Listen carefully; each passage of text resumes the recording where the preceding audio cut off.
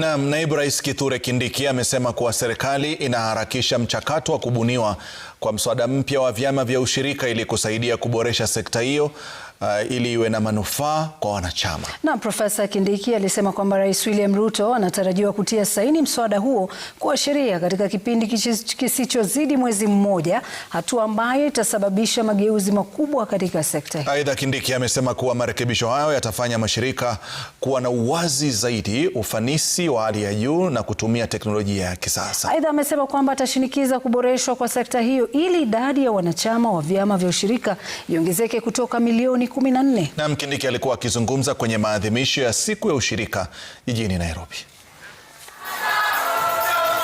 Mambo ya ushirika tunaposherekea siku hii ya leo ni mambo muhimu sana kwa uchumi wetu.